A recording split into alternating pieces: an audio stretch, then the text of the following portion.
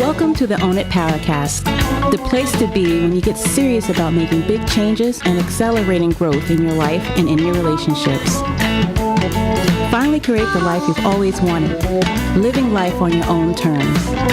Learn how to take your fear and turn it into powerful choices that will create sustained change. Now your host, Mary Baker. Hey everyone, welcome back to the Own It Powercast, a place where you can come to get what you need to move yourself forward. Hey, it's Mary Baker, and welcome to episode 153, Stopping the All or Nothing, How Our Binary Beliefs Create Stress. Now, welcome back to this month. If you've been hanging out with us, you know it's been all about how to figure out what's going crazy in your life right now, what's causing some of that crazy, and how to get grounded and maintain some much needed balance. So all month we've been looking at different aspects and different causes. Last week was all about how we often create too much busyness so we don't have to stop, deal, and feel what we don't want to face. Well, today I want to talk about how we can also add a lot of stress to our life by staying in black and white thinking, by being rigid and playing it safe and not taking any risks. They're called binary beliefs, and it's either this or it's that. It can't be both, and it can't be anything else. Now, some things are true. They are binary. You're either pregnant or you're not. You either believe murder is a good thing or you don't. But so much of life is in the gray. And that's what I want to talk about today. How to get out of the fear of being perfect or horrible, and look at how that might be limiting your life and limiting how you see yourself. And then I want to look at how we can change some of our beliefs slowly over time and change ourselves in the process. All right, so why do we have this rigidity? And you could have different levels of it. But first of all, our brains are always looking for confirmation, for evidence to confirm. It's there to keep us safe and make us happy, like we keep talking about. It's there for survival. So it wants to categorize things. It needs to. So if you already struggle with binary beliefs like horrible or perfect, all or nothing, this or that, then realize it or not, you're also constantly looking for evidence that reinforces your beliefs, while at the same time throwing out evidence to the contrary. Remember we talked before about how you want to buy a new car in a certain color and certain attributes to it, and all of a sudden it's everywhere, and you're like, what the hell, everybody bought my car. That car has always been there, you just never noticed it until you told your brain to pay attention to it. And the problem with false dichotomies, binary thinking, false dilemmas or arguments is that they obscure the fact that there are other possibilities. There might be things that we don't even know about yet. But when you struggle with rigidity, you struggle with control and you struggle with fear. And when we want to have control in our life and feel safe, especially if we have any trauma in the past, I think we might prefer these neat little boxes of either or. We don't like messy. But let's talk about the costs of playing it safe. And these are only some of them. I'm sure if you look over your life and if you struggle with this, you can find many more. Some of the typical ones are in relationships. All of a sudden, we can put people in the good person box, and they're all wonderful, and we put them on a pedestal, and they can do no wrong. We can often do this in new relationships where we haven't had a chance for conflict or to see true colors yet. But then we quickly throw them in the bad person box, and all of a sudden they're horrible because they made a mistake or they let you down. So then people are all good or all bad.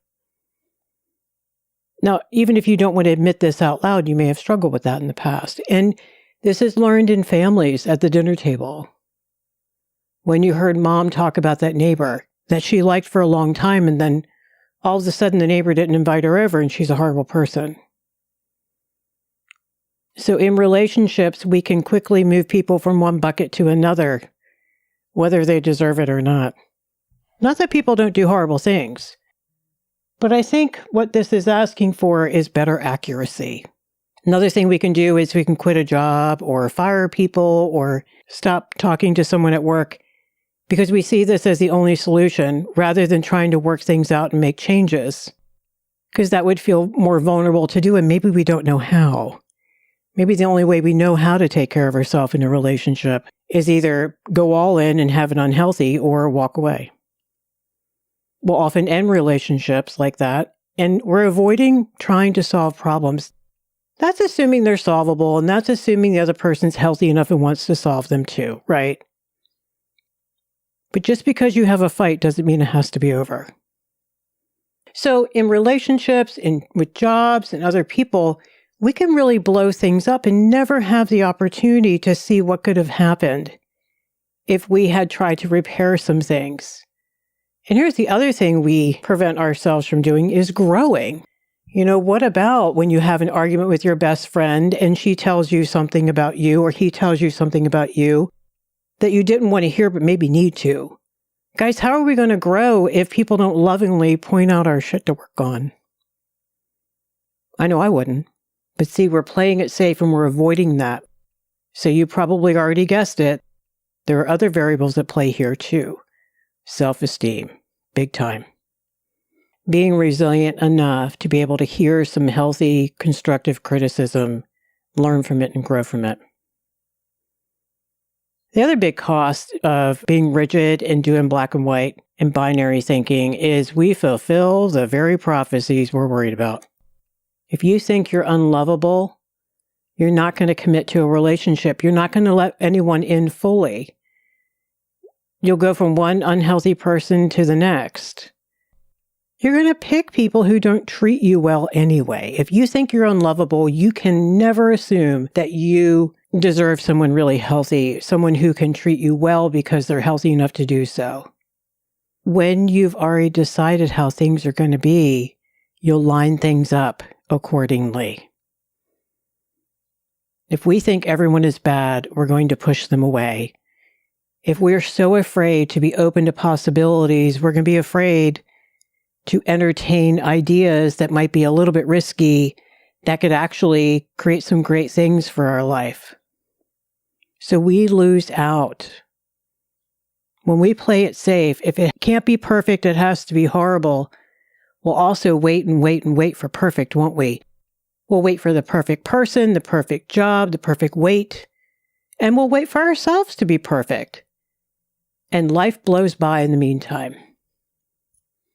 The only time I think we want rigidity is where our boundaries are that don't change, like we've talked about before.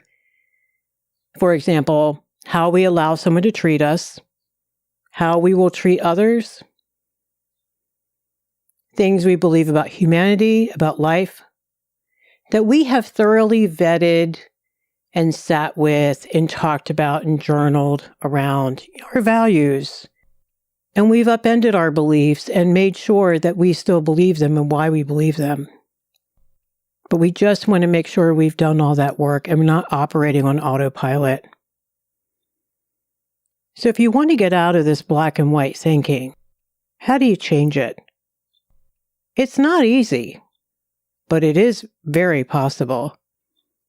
People do it all the time.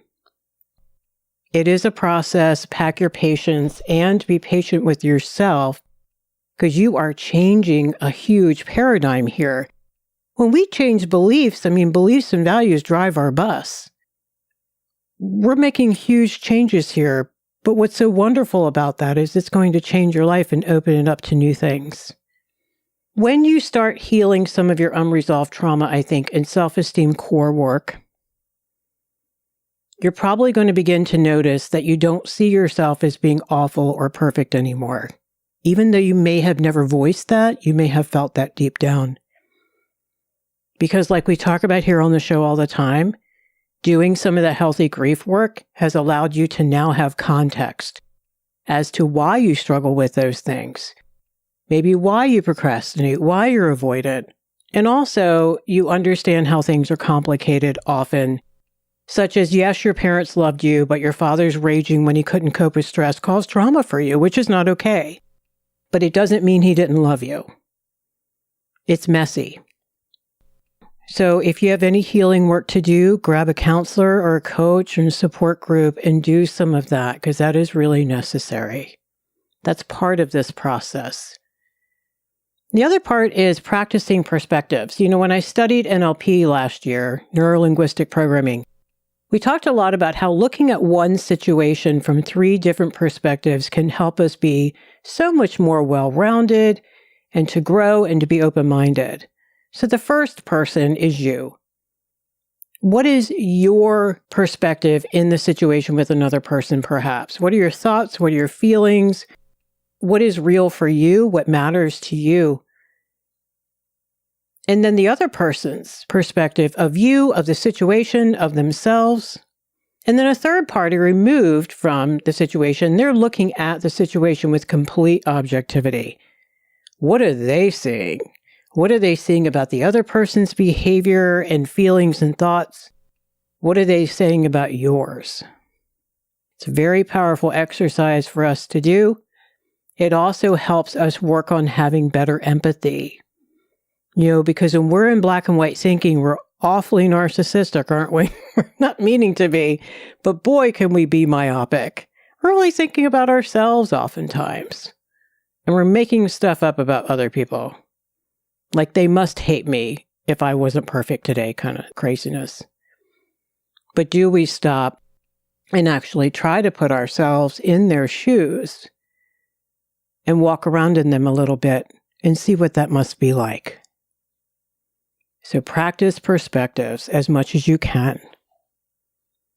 The other thing you can do, which I think is really important, is change your words. Yes, your words matter.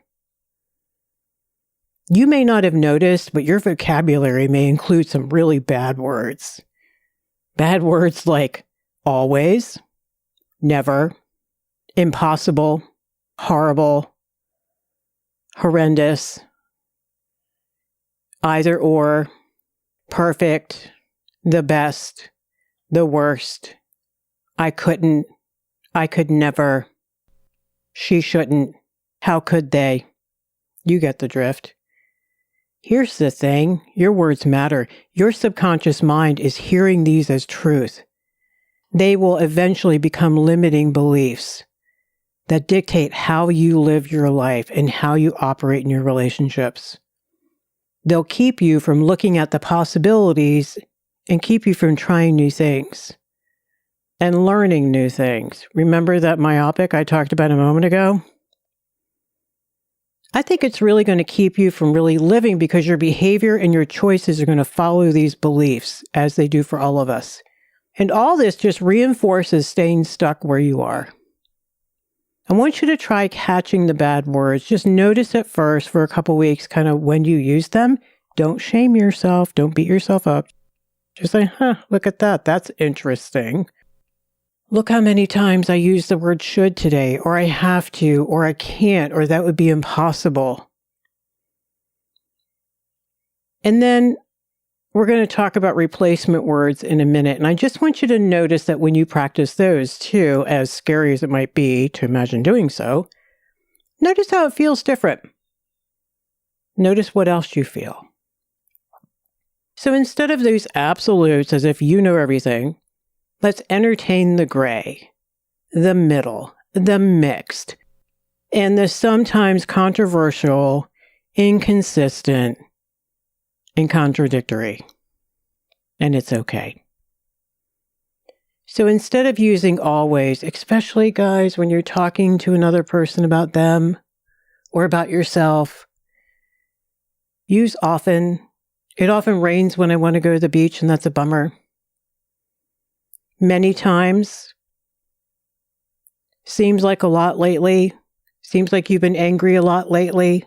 Instead of saying, you're always angry. I mean, come on, that's not fair. That's a character assassination, and you're really telling the other person they can't change.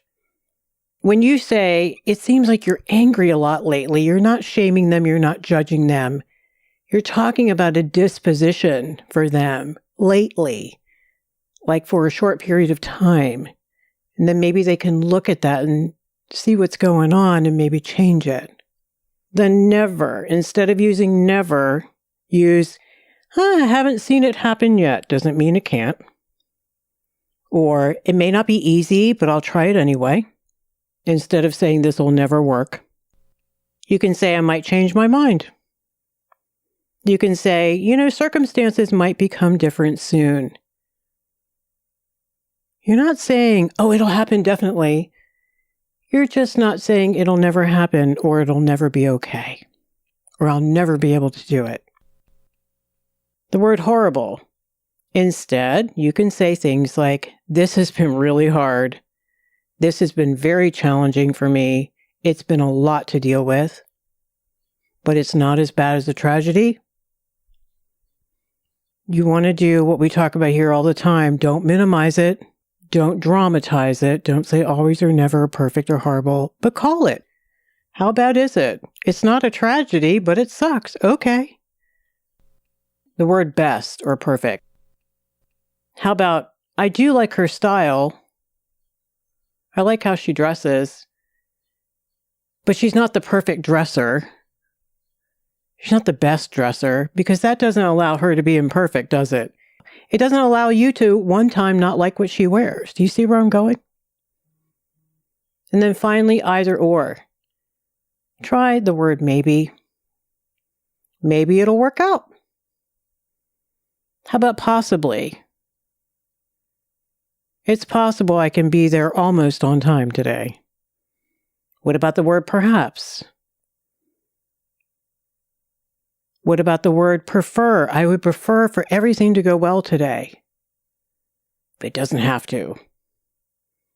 Or you could say, at least I could try. So going for words that are not absolutes is really important. And I want you to notice how that feels. I know for myself, saying something's horrible is a whole different deal than saying something's challenging. If it's horrible, I probably can't do anything about it. Maybe it's ruined everything. But if it's challenging, I can take on the challenge. I don't enjoy it, but I can get through it and I can get beyond it.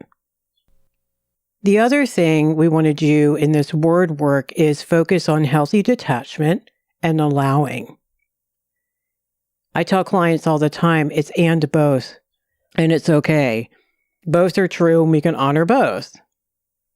As you listen to these statements that I'm getting ready to say in a moment, I want you to focus on that aspect. It's really important because we are always trying to honor our values, whether we're conscious of this or not. So it could be and both. It doesn't have to be either or. You can say things like, just because I ate poorly today doesn't mean I can't get healthy. That's a big deal. I mean, think about how scary it is to imagine if you eat crappy one day that you can't get healthier. Wow. Now, we roll our eyes when we say this stuff out loud, but deep down, we might fear this is true. We might sabotage our efforts based on that, or even worse, throw in the towel quicker than we should. You can say, even though I don't like how I handled this, boy, does it motivate me to do better next time. Remember the learning as we go that we talked about at the beginning of the episode? That's what I mean by that. Just because we had an argument doesn't mean I have to give up on us. We don't have to throw it out the window.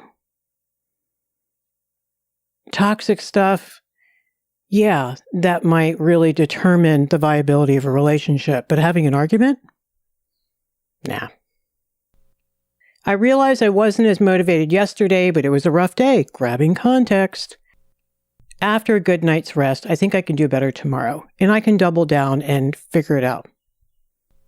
You can say, although she wasn't in as good a mood as I had hoped, this will pass. She's having a tough time. It doesn't mean she doesn't like me. I can adjust my expectations and be open to some of the detours this path has taken.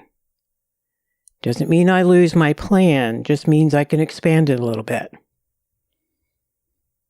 And finally, I can be open and go with the flow without letting go of my boundaries. I can do both. When you start out in this work, you have a lot of anxiety that you might not be able to do both. And it's really important to realize a lot of times we can. A big thing that I talk about all the time because I think it's really important when you're trying to get out of black and white thinking is, I can get started and I can tweak it as I go. This can mean the difference between actually starting something, especially something new and scary, or being afraid of doing that.